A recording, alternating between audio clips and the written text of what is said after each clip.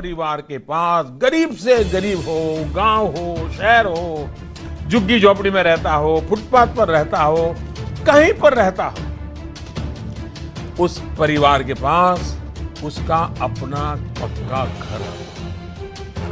गांव में प्रधानमंत्री आवास योजना के अंतर्गत पहले 70-75 हजार रुपए की सहायता दी जाती थी, जिसे अब हमने बढ़ा करके 1.25 लाख रुपया कर दिया है। खत्म हुए और लाभार्थियों को सब्सिडी और सहायता राशि सीधे उनके खाते में दी जा रही है।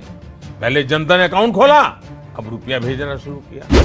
किसी भी आवास योजना का अर्थ सिर्फ ये नहीं होता कि लोगों को मात्र सिर छिपाने के लिए एक जगह दे दी जाए। आवास का मतलब घर से है, सिर्फ 4 दीवारों से और छत से नहीं।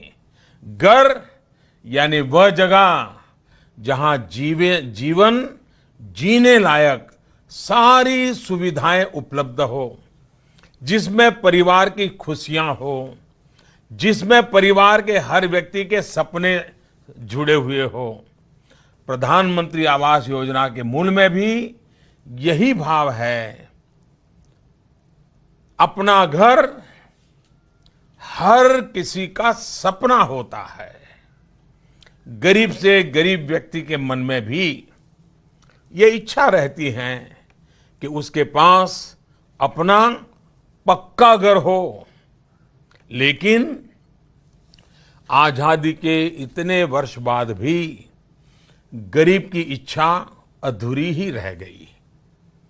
इस सरकार ने संकल्प लिया और तय किया कि 2022 जब हमारी आजादी के 75 साल हो जाएंगे तो कुछ हम ऐसे अवसर होते हैं जब कुछ सबको दौड़ने का मन कर जाता है। चलो भाई, आजादी के 75 साल हो रहे, चलो कुछ काम करें, ज्यादा करें, अच्छा करें, सब लोगों की भलाई के लिए करें। स्वाभाविक भाव जगता है। हमने भी कोशिश की है कि 2022 आजादी के 75 साल, हमें ये 5 साल 4 साल जो भी समय मिला है, दौड़ने की हिम्मत आ जाए, काम करने की इच्छा आ जाए।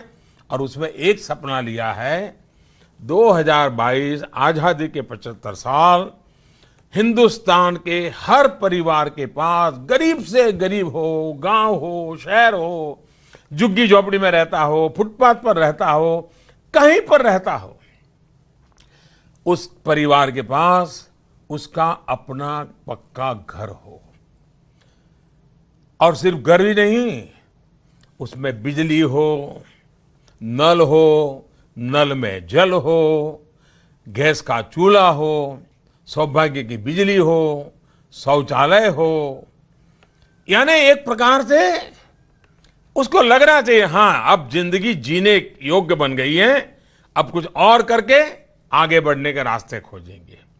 गरीब से गरीब आदमी को भी सिर्फ विश्राम के लिए जगह ही न मिले, बल्कि मान सम्मान और परिवार की गरिमा बढ़ाने का भी अवसर मिले।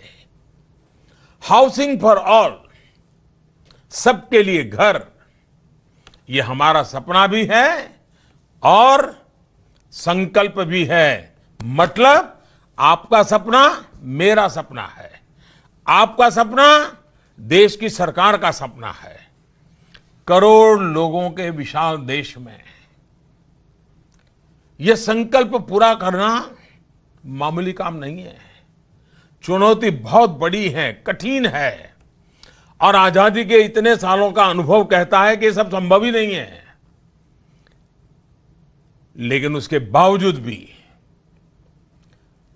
ये गरीब की जिंदगी है, बिना घर रहने वालों की जिंदगी है, जिसने मुझे ये निर्णय करने की हिम्मत दी है।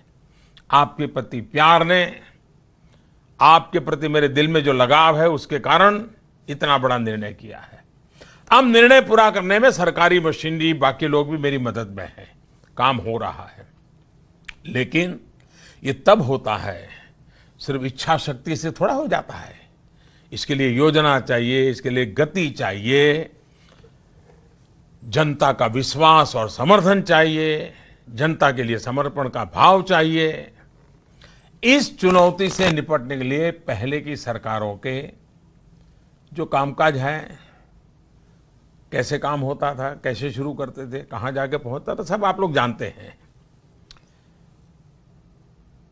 मैं समझता हूं कि आज उसमें बहुत बड़ा परिवर्तन आया है।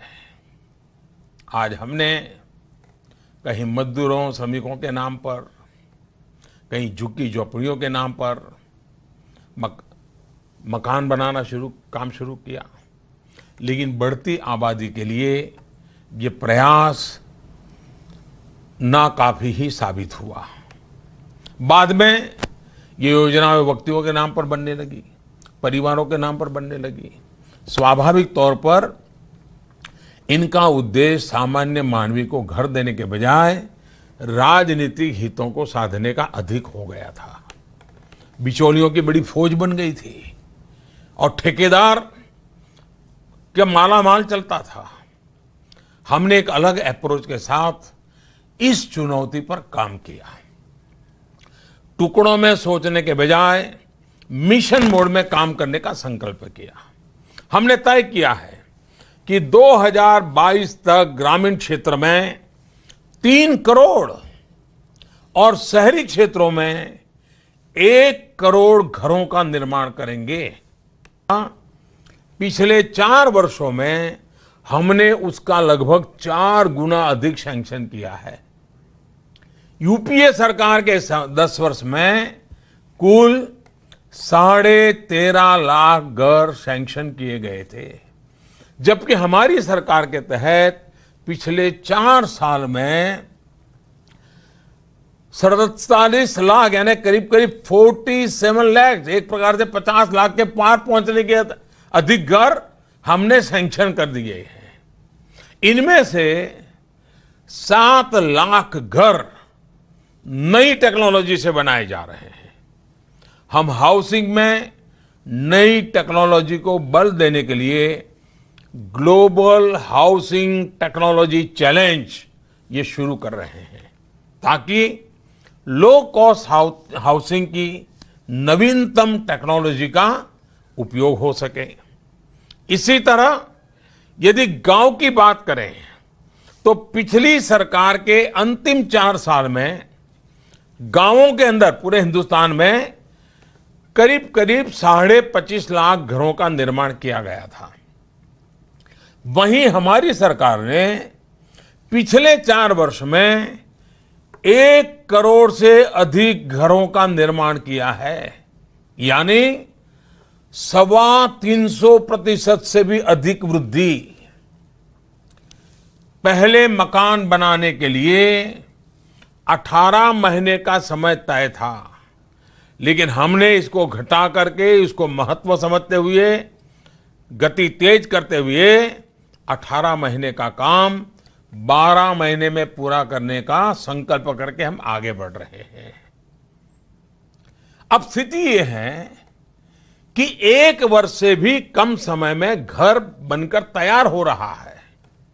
आज घरों के निर्माण में तेजी आ रही है। और ये तेजी कैसे आ रही है? सिर्फ ईंट और पत्थर तेज गति से हम डाल दें तो घर बन जाते, ऐसा नहीं है।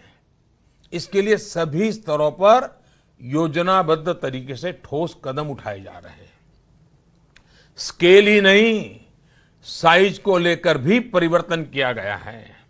गांवों में पहले घर बनाने के लिए न्यूनतम क्षेत्रफल 20 वर्ग मीटर था, जबकि प्रधानमंत्री आवास योजना के तहत अब हम लोगों ने आकर के इसे 20 मीटर की जगह पे 25 वर्ग मीटर कर दिया है। आपको लग रहा होगा कि इस 5 वर्ग मीटर का ही फर्क लेकर कितने जगह बढ़ जाने से घर में क्या होगा? सबसे बड़ा फायदा ये, एक अलग साफ सुथरा रसोई घर अब इसमें जुड़ गया है। गांव में प्रधानमंत्री आवास योजना के अंतर्गत पहले 70-75 हजार रुपये की सहायता दी जाती थी, जिसे अब हमने बढ़ा करके 1.25 लाख रुपया कर दिया है। आज लाभार्थियों को मनरेगा से 90-95 दिनों का मेहनताना मजदूरी के लिए भी उसके खाते में जमा होता है। इसके अलावा आज शौचालय बनाने के लिए 12,000 रुपये अलग से दिए जा रहे हैं। पहले देखने को मिलता था कि बिचौलियों के नेताओं के घर तो बन जाते थे, लेकिन गरीब का घर नहीं बनता था। गरीबों के पैसों में कोई सेंध न मारे, उसे कोई और न ले जाए, इसके लिए हमने पक्की व्यवस्था बनाई। आज डीबीटी, डायरेक्ट बेनिफिट ट्रांसफर के माध्यम से बिचौलिए खत्म हुए और लाभार्थियों को सब्सिडी और सहायता राशि सीधे उनके खाते में दी जा रही है। पहले जनधन अकाउंट खोला, अब रुपया भेजना शुरू किया।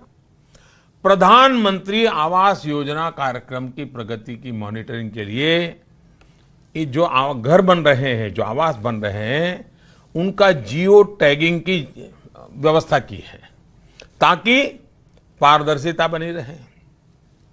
इन कामों को दिशा पोर्टल से भी जोड़ा गया है, जहां यह देखा जा सकता है कि आप मॉनिटर कर सकते हैं। मैं मेरी ऑफिस से मॉनिटर कर सकता हूं कि कितना काम हुआ है, कहां कहां हुआ है, उसका पूरा डिटेल मैं मेरे दफ्तर में बैठ करके भी दे सकता हूं। यूपीए के कार्यकाल में लाभार्थियों का चयन जो पुरानी राजनेताओं ने तैयार की हुई बीपीएल सूची से किया जाता था, लेकिन आज हम लोगों ने सोशियो इकोनॉमिक कास्ट सेंसस के माध्यम से करना शुरू किया। उसके कारण पहले जो छूट जाते थे, अब उनको भी हमने जोड़ दिया है और इसके कारण अधिक से अधिक लोगों को जोड़ करके उनको लाभ मिले। हर क्षेत्र, हर वर्ग के लोगों को इसका लाभ मिल रहा है। घर सिर्फ जरूरतों से नहीं, घर सम्मान से भी जुड़ा होता है, स्वाभिमान से जुड़ा होता है। और एक बार अपना घर बन जाता है तो घर के हर सदस्य की सोच भी बदलती है, आगे बढ़ने का नया हौसला पैदा होता है। हमारा प्रयास है हर परिवार की इस जरूरत को पूरा करना और उसके सम्मान को बढ़ाना। और इसलिए प्रधानमंत्री आवास योजना का फोकस विशेष रूप से समाज के कमजोर वर्गों और महिलाओं पर ही हमने केंद्रित किया है।